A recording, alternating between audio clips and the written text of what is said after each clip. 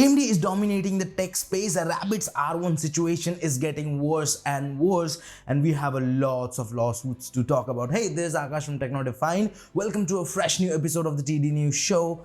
Let's talk about that. WCCF Tech recently reported that AMD might be rethinking about their upcoming CPUs. Recently, AMD announced their upcoming Zen 5 based Ryzen 9000 series CPUs, and the Ryzen 7 7900X was one of the interesting CPUs in the lot. Everybody thought that it is going to be the successor of AMD's highly popular Ryzen 7 7800X 3D, although the 9700X has obvious spec increase, except that it is half of the TDP at 65 watts and it comes with 40 megabytes of cache compared to 7800X 3D's 104 megabytes. The Red team also kind of suggested that the 7000 series X3D chips still be the gaming king. Yes, the 9000 series will come close when it comes to performance, but not outright beat the 7000 X3D chips. Now, according to the reports, AMD might be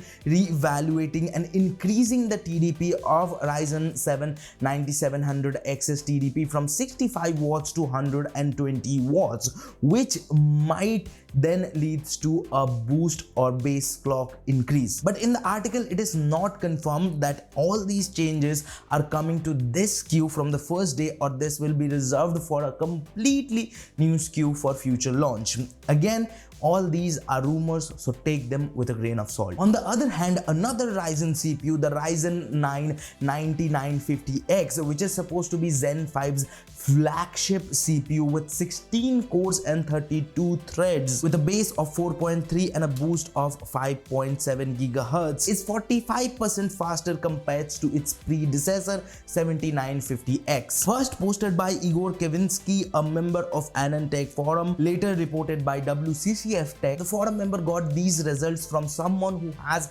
access to engineering sample and an AM5 motherboard with DDR5 8000 memory. The benchmark was done with an AIDA64 across 3 different tests: AES, FP32 and FP64. Although these results might not reflect real world performance, but we can expect a substantial improvement from last generation, and at the same time, because these tests are from an engineering sample, we can also expect this CPU to perform way better even in these benchmarks. Do you guys remember the Rabbit R1, a $200 handheld AI device, which is essentially a reskinned Android device, but the Rabbit team said no, it's not, and it started a controversy? Well, add one more controversy on top of that. Rabbitude, a community formed to reverse engineer the Rabbit R1, has recently said that there are some major security flaws within the Rabbit R1 codebase. They found that the Rabbit team has hard-coded some critical API keys, and because of that, anybody with those keys can access users' personal information and can be able to access every single response that the device has ever given. Later, Engadget reached out to the Rabbit team and they said it was only made aware of an alleged data breach on June 25. Our security team is immediately begin investigating it. Company continued, as of right now, we are not aware of any customer data being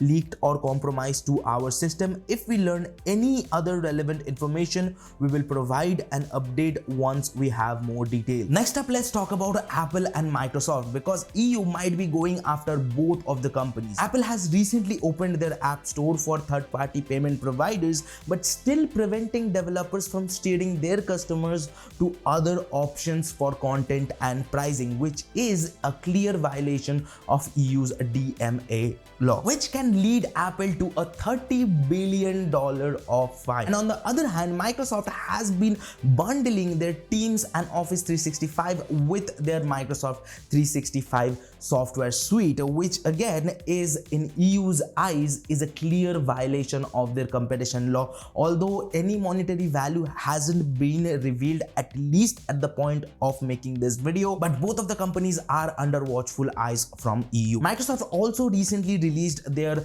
Surface laptop, their first party Copilot PC based on ARM-based Snapdragon SoCs. And when it got to the reviewers' hand, they said that these Snapdragon X series Windows devices, including the Surface laptop and others, have definitely better battery life and performance when it comes to ARM optimized application, but when it goes to emulating x86 application, it falls down. Especially the performance is not that great when it comes to GPU if we compare it to the competition. But one good thing about these new laptops is if you are into repairability, that means you love to take care of your tech, and if anything goes bad, you want to take care of yourself.